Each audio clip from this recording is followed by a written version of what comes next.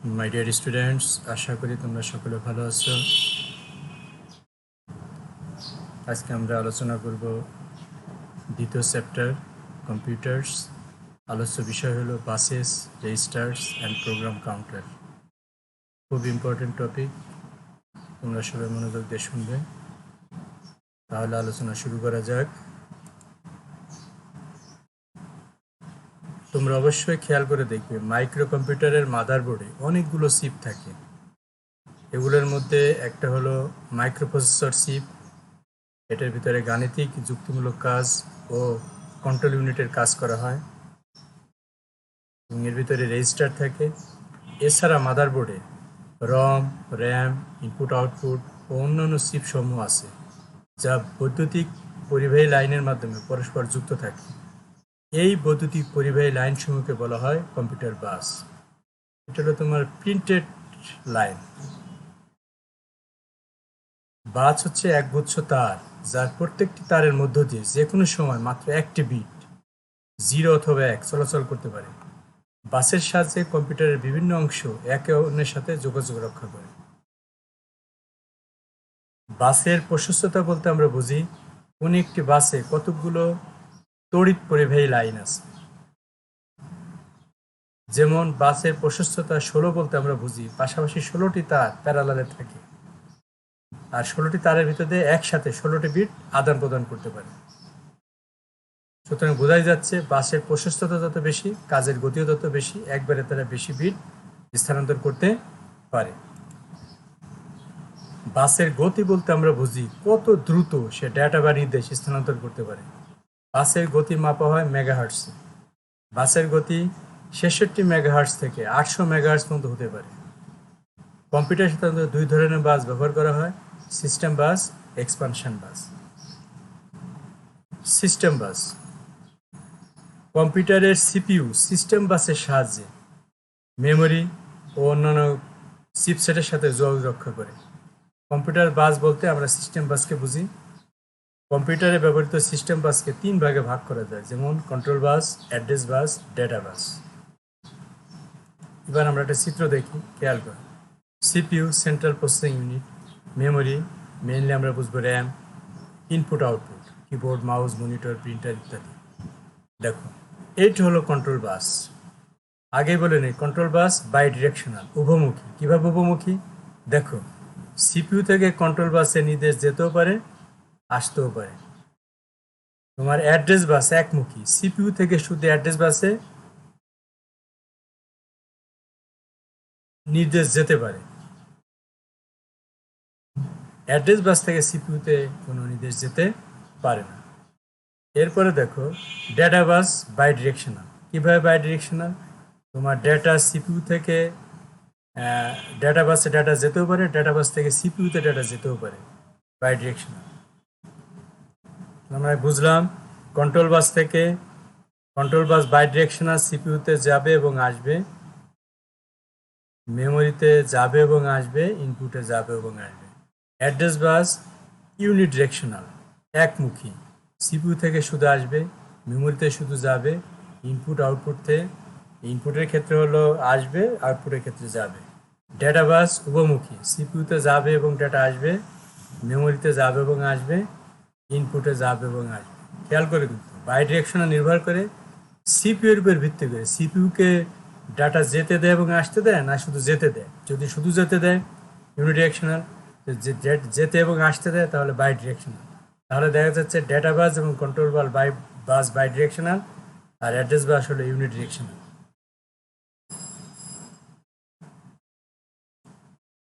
এবার আমরা control bus নিয়ে একটা আলোচনা করি। কন্ট্রোল বাস মাইক্রোপ্রসেসর থেকে প্রয়োজনীয় নির্দেশ বহন করে সংশ্লিষ্ট অংশে প্রেরণ করে। কন্ট্রোল বাসের কাজ হলো সিপিইউ যে নির্দেশ দিবে, ইনস্ট্রাকশন দিবে, সেটার সংশ্লিষ্ট অংশে বহন করে। সেটা মেমোরিকে নির্দেশ দিতে পারে, ইনপুট আউটপুটকে নির্দেশ দিতে পারে। যাকে যে নির্দেশ দিবে সেটাই কন্ট্রোল বাস হলে সেই নির্দেশটা বহন করে নিয়ে যায়।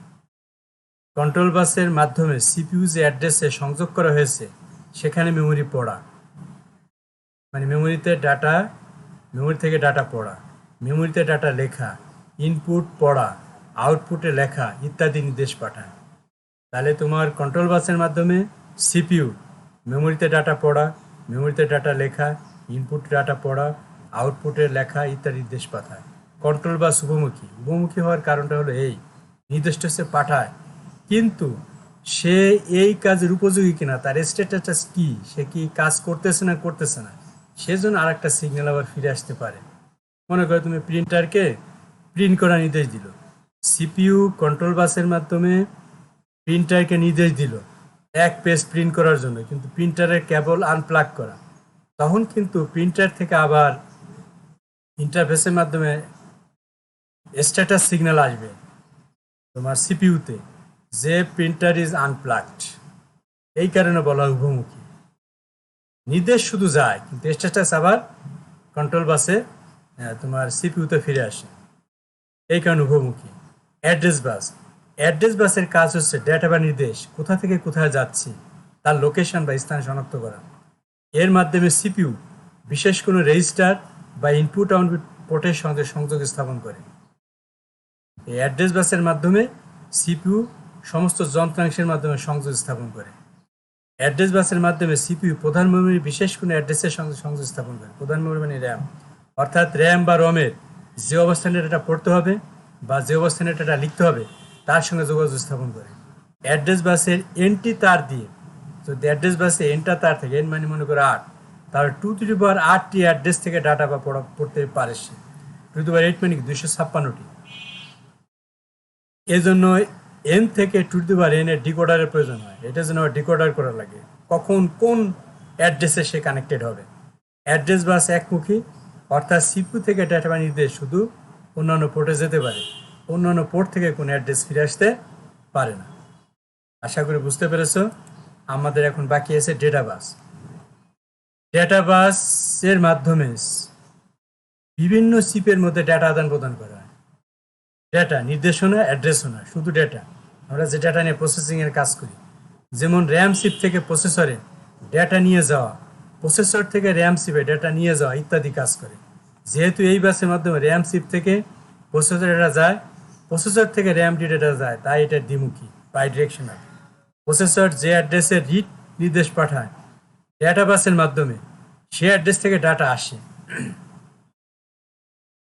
আর প্রসেসর যে অ্যাড্রেসের রাইট নির্দেশ পাঠায় ডেটা বাসের মাধ্যমে ওই অ্যাড্রেসে ডাটা যায়। লাগে কিন্তু অ্যাড্রেস বাস দিয়ে অ্যাড্রেস শনাক্ত করে, তারপরে ডাটা বাস দিয়ে হয় সেখানে ডাটা যায়, না হয় সেখান থেকে ডাটা আসে। অ্যাড্রেস বাস একমুখী, কিন্তু ডেটা বাস ও কন্ট্রোল বাস উভমুখী। ডেটা বাসে 8 বা তার পুনঃগুণিত আকারে তার থাকে, হয় 8টা, না হয় 16টা, না হয় 24টা, না হয় 32টা, না হয় 64টা। সাধারণত প্রতি শব্দে একটা কম্পিউটার অর্ডার যত বিট থাকে ডেটা বাসে ততগুলো তার থাকে, তাহলে কাজের গতি বাড়ে। যে কোনো মাইক্রোপ্রসেসরে 2 ধরনের ডেটা বাস ব্যবহৃত হয়, অভ্যন্তরীণ ডেটা বাস, বহিস্থ ডেটা বাস। অভ্যন্তরীণ ডেটা বাস হলো সিপিইউর ভিতরে কিন্তু তোমার এএলইউ আছে, রেজিস্টার আছে, তাহলে কন্ট্রোল ইউনিট আছে। এই কন্ট্রোল ইউনিট তোমার রেজিস্টারের সাথে, এএলইউ এর সাথে যে বাসের মাধ্যমে যোগাযোগ করে তাকে বলে অভ্যন্তরীণ ডেটা বাস। এটার প্রশস্ততা বেশি কারণ সিপিইউ এর গতি অনেক বেশি। আর বহিস্থ ডেটা বাস হলো সিপিইউ তার বাইরের অন্যান্য চিপ বা অংশের সাথে যে ডেটা বাসের মাধ্যমে যোগাযোগ করে তাকে বলে বহিস্থ ডেটা বাস।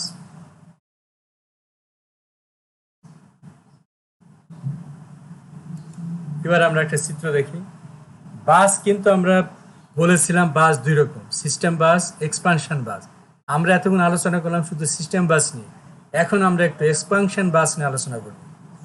তোমরা একটা জিনিস মনে রাখবা, যেমন তোমার কোনো একটা রাস্তা দিয়ে বাসের মাধ্যমে মানুষ যাতায়াত করে, ঠিক তেমনি কম্পিউটারের এই বাসের মধ্য দিয়ে ডাটা আদান প্রদান হয়, ডাটা বা নির্দেশ আদান প্রদান হয় বা অ্যাড্রেস আদান প্রদান হয়। এবার খেয়াল করো এক্সপানশন বাস। এক্সপানশন বাস হলো বাড়তি বাস। এই বাসগুলো না থাকলেও কম্পিউটার চলবে, কিন্তু সিস্টেম বাস না থাকলে কিন্তু কম্পিউটার চলবে না। এক্সপানশন বাস মানে কি, কিছু বাড়তি কাজ করার জন্য, কম্পিউটারের কাজের গতি আরো বাড়ানোর জন্য আরো কিছু বাস যুক্ত করা হয়েছে ধারাবাহিকভাবে, ক্রনিক্যালি। সেই বাসগুলোকে বলে এক্সপানশন বাস। এক্সপানশন বাসের মাধ্যমে সিপিইউ কম্পিউটার ইনপুট আউটপুট ও বিভিন্ন পেরিফেরাল ডিভাইসের সাথে যোগাযোগ করে। কয়েকটি জনপ্রিয় বাস সমূহ হলো, একটু চিত্রটা খেয়াল করো। এটাকে নর্থ ব্রিজ বলে। নর্থ ব্রিজ মানে হলো যে ব্রিজ বা চিপের মাধ্যমে কম্পিউটার খুবই গুরুত্বপূর্ণ যে অংশ বা যার গতি খুব বেশি তাদের সাথে যোগাযোগ করে তাকে বলে নর্থ ব্রিজ। নর্থ ব্রিজ একটা চিপ, এটা হলো তোমার কম্পিউটারের যাদের গতি সবচেয়ে বেশি তাদের সাথে যোগাযোগ করে। যেমন ফ্রন্ট সাইড বাসের মাধ্যমে সিপিইউর সাথে যোগাযোগ করে, মেমোরি বাস দিয়ে মেমোরির সাথে যোগাযোগ করে, এজিপি বাস দিয়ে এজিপি কার্ডের সাথে যোগাযোগ করে। সাউথ ব্রিজ মানে হলো যাদের গতি কম তাদের সাথে যোগাযোগ করে যায় চিপের মাধ্যমে, যেমন পিসিআই বাসের মাধ্যমে তোমার সাউন্ড কার্ড ইত্যাদির সাথে যোগাযোগ করে। তারপরে এটিএ বাসের মাধ্যমে হার্ড ডিস্কের সাথে যোগাযোগ করে। আরেকটা আছে পিসি এক্সপ্রেস, এর সাহায্যে তোমার সাউন্ড কার্ড বা অন্যান্য কার্ডের সাথে যোগাযোগ স্থাপন করে, ইনপুট আউটপুট। এখন দেখো এক্সপ্যানশন বাস আবার কি কি আছে। এক্সপ্যানশন বাস দেখো অনেকগুলো আছে, এগুলো বিস্তারিত আলোচনা আলাদা একটা চ্যাপ্টারে করা হবে। আইএসএ হলো ইন্ডাস্ট্রি স্ট্যান্ডার্ড আর্কিটেকচার, এটা এক ধরনের বাস, এটাও ব্যবহার করা হয়। EISA extended industry standard architecture, এটারই একটা advanced. MCA micro channel architecture. VESA bus video electronics standard association. PCI peripheral component interconnect. PCI express, ওইটার একটু গতি বেশি, PCI X. PCM CIA personal computer memory card industry association. আগে এটা তোমার ল্যাপটপে ব্যবহার করে, তো এখন ওটার ব্যবহার নাই বললেই চলে। এজিপি অ্যাক্সিলারেটেড গ্রাফিক্স বোর্ড, তোমার কম্পিউটারে শুধু গ্রাফিক্সের কাজ প্রসেসিং করার জন্য একটা কার্ড ব্যবহার করা হয়, এজিপি কার্ড। ঠিক আছে, এতে তোমার গ্রাফিক্সটা কম্পিউটারে সুন্দর হয় এবং গ্রাফিক্সের গতি বাড়ে, রেজুলেশন বৃদ্ধি করে। স্কেজি small computer system interface. USB, এটা তো তোমরা সবাই জানো। ইউনিভার্সাল সিরিয়াল বাস, আমরা ল্যাপটপ বা কম্পিউটারে এখন তো তোমার যে ইনপুট আউটপুট পোর্টগুলো আছে সবই কি ইউনিভার্সাল সিরিয়াল বাস, ইউএসবি পোর্টে। ইউএসবি পোর্ট আবার 2 ধরনের হতে পারে, আগে ছিল 2 ভার্সন, এখন সব 3, স্পিড আরও বেড়েছে। আর একটা বাস আছে তোমার ফায়ারওয়ার অর IEEE 1390 বাস। এগুলো বিস্তারিত আলোচনা তোমাদের হয়তো প্রয়োজন নাই, নামগুলো আপাতত জানলেই হবে। বা থার্ড ইয়ারে তোমরা পড়েছো, এটা থার্ড ইয়ারে কিন্তু এটা ছিল, থার্ড ইয়ারের বই থেকে দেখে নিবা। আমরা আর একটা চিত্র দেখি একটু ভালো করে বোঝার জন্য। দেখো সিপিইউ ফ্রন্ট সাইড বাসের মাধ্যমে কার সাথে সংযোগ? North bridge. এজিপি বাসের মাধ্যমে কার সাথে সংযোগ? North bridge. মেমোরি বাসের মাধ্যমে কার সাথে সংযোগ? মেমোরি চিপ, এগুলো র্যাম স্লট। তারপরে তোমার এই যে দেখো তোমার সাউথ ব্রিজ, কার সাথে সংযোগ? পিসিআই বাস দিয়ে পিসিআই কার্ডের সাথে, আইএসএ বাস দিয়ে আইএসএ কার্ডের সাথে, এটিএ বা আইডি হার্ড ডিস্কের সাথে। সাউথ ব্রিজ হলো যাদের স্পিড কম, এক্সট্রা বা তোমার কার্ড ওদের সাথে সংস্থাপন করে। আর নর্থ ব্রিজ হলো চিপ, যা কম্পিউটারে যাদের গতি বেশি বা গুরুত্বপূর্ণ অংশ তাদের সাথে সংযোগ স্থাপন করে। এখন আমরা রেজিস্টার নিয়ে আলোচনা করব। রেজিস্টার আসলে তোমার সিপিইউ নিজস্ব মেমোরি। মেমোরি যেহেতু ফ্লিপ ফ্লপ দিয়ে তৈরি, তাই এই রেজিস্টারগুলো ফ্লিপ ফ্লপ দিয়ে তৈরি। যদি 8 বিট রেজিস্টার হয় তাহলে 8টা ফ্লিপ ফ্লপ দিয়ে তৈরি। যদি 16 বিট রেজিস্টার হয় তাহলে রেজিস্টার 16টা ফ্লিপ ফ্লপ দিয়ে তৈরি। ঠিক অনুরূপভাবে 32-64 বিট রেজিস্টার মানে হলো 32 বা 64টা ফ্লিপ ফ্লপ দিয়ে তৈরি। ঠিক আছে, তো সিপিইউতে ডাটা প্রক্রিয়াকরণের সময় অল্প সময় ডাটা সংরক্ষণের জন্য মাইক্রো প্রসেসরের অভ্যন্তরে যে ইলেকট্রনিক সার্কিট থাকে তাকে রেজিস্টার বলে। ডাটা প্রক্রিয়াকরণের সময় যে ডাটাগুলো সংরক্ষণ করা হয় স্থায়ীভাবে না, অস্থায়ীভাবে, তাও আবার শুধু প্রক্রিয়াকরণের সময়, প্রক্রিয়াকরণ শেষ তখন সে র্যামে বা হার্ড ডিস্কে চলে যাবে। এই সকল রেজিস্টারে দুটো ডাটা লিখন ও পঠন সম্ভব, এর গতি অনেক বেশি। অ্যারিথমেটিক ও লজিক ইউনিটে তথ্য প্রক্রিয়াকরণ যে রেজিস্ট্রেশন ব্যবহার করা হয়, প্রত্যেক রেজিস্টারই একটি নির্দিষ্ট ধারণ ক্ষমতা আছে, যেমন 8 bit, 16 bit, 32 bit, 64 bit. Register সময় 2 ভাগে ভাগ করা যায়, সাধারণ রেজিস্টার, বিশেষ রেজিস্টার। সাধারণ রেজিস্টার মানে সে কমন কাজগুলো করতে পারে, নির্দিষ্ট কোনো কাজ না, কমন কাজগুলো করে, যেমন ইনস্ট্রাকশন গ্রহণ করা, ডাটা গ্রহণ করা, ট্রান্সফার করা, সংরক্ষণ করা, এই কাজগুলো করে। আর বিশেষ রেজিস্টার মানে তাদের বিশেষ কাজের জন্য তৈরি করা হয়েছে, সে ওই কাজই করতে পারে, অন্য কোনো কাজ করতে পারে না। তাহলে দুটো ডেটা ইনস্ট্রাকশন গ্রহণ ও সংরক্ষণ ও ট্রান্সফার করার জন্য রেজিস্টার ব্যবহার করা হয়। বিভিন্ন রকম কাজের জন্য বিভিন্ন রকম রেজিস্টার আছে। ব্যাপকভাবে ব্যবহৃত রেজিস্টার সমূহ হলো অ্যাকুমুলেটর বা এসি, ডেটা রেজিস্টার বা ডিআর, মেমোরি অ্যাড্রেস রেজিস্টার বা এমএআর, প্রোগ্রাম কাউন্টার বা PC, memory data register MDR, index register IR, memory buffer register MBR. এগুলো নিয়ে আমরা একটু সংক্ষিপ্ত আলোচনা করব, তাহলে সেদিকে যাওয়া যাক।